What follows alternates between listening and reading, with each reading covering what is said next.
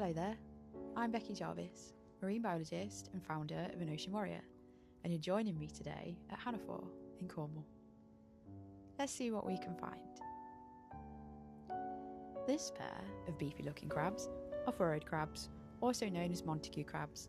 ID'd by their dark tipped claws and distinct furrowed shell, they're found from mid-shore down to about 40 metres. This is a common prawn, who, probably knowing better, still decided to reach out and touch an anemone. Ouch! Next we have a common hermit crab, but if you watch closely as it moves on its way, it disturbs another. Did you see it? That was a pair of sea louse. This next find, though to some quite ordinary, is a big find for me. My very first live scallop whilst rockpooling at Hannafore. If you watch the footage really carefully, you can actually see the scallop slam itself shut as it feels my boot step. It was this small movement and the distinct noise it makes that drew my attention to it.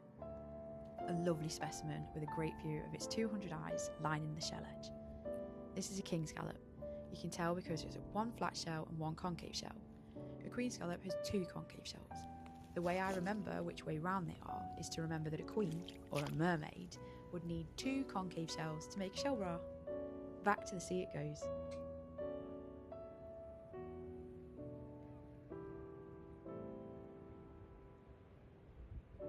I didn't get a good enough look at this little fellow to be able to ID, but I always love catching footage of everyday crab behaviour. It seems common prawns are not the only ones out here risking it all. This little hermit crab gets a little too close to an anemone, zap, and then on it goes.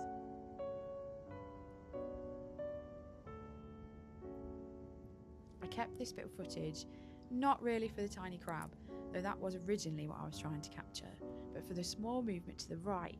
You can just about see a pipefish wriggling its way into a better hiding spot. I've been lucky enough to find some incredible patterned crabs whilst rockpooling at Hannafore. This little crab has a particularly interesting pattern. This next batch of footage shows some of the vast array of marine life found in the smallest of rock pools along the UK coastline. You only have to stand still long enough to see it move.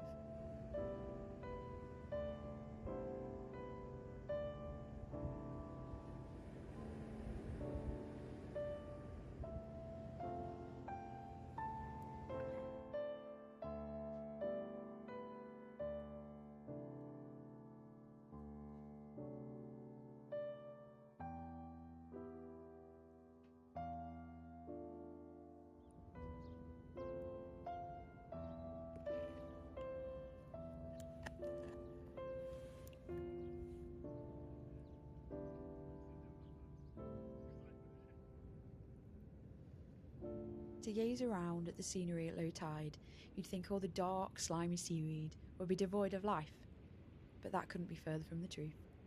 I'm excited to explore more and more of the intertidal zone with you over the coming months.